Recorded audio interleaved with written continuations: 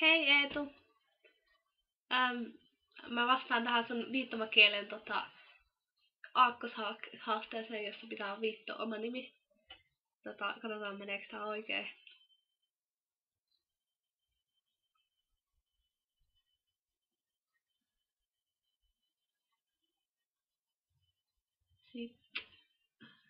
Ja näin. Eli siinä on mun nimi suomalaisella viittomakielellä. Mä oon vähän alkeita opiskellut tai opiskelen englantilaisesta viittomakielestä ihan vaan sen takia, kun mun mielestä viittomakieli on kauhean kauniin näköinen kieli.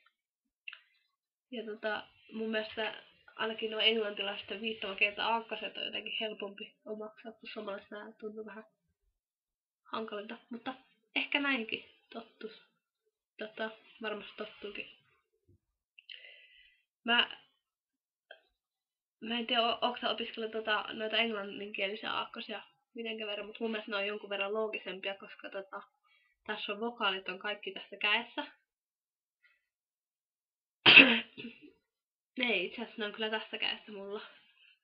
Eli täällä on A, E, I, O, U. Ainoastaan Y on täällä toisella puolella tällä lailla. Tadaa! Sitten on, jos on niinku A, sitten on B, tällä lailla. Sitten on C, sitten on D. Täällä on E taas. Sitten on F, G, H. H:sta lähtee semmonen huomainen ääni mun mielestä. I. J piirretään kanssa tälleen. Sitten on K. Nyt kyllä mä teinköhän se väärinpäin. Se olisi mahtaa olla näin. L. M. N. Sitten täällä on O. P. Ei. Nyt se näyttää kyllä. Pitääköhän se olla näin päin. Se voi olla se on näin. Q. R. S on tämmönen pikkurillit. T tulee tänne sivuun. U. Sitten V. 2 V. X. Y oli täällä. Ja Z.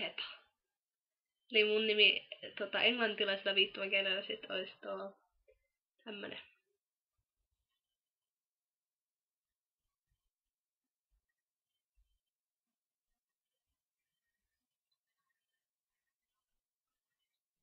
Eli semmoista.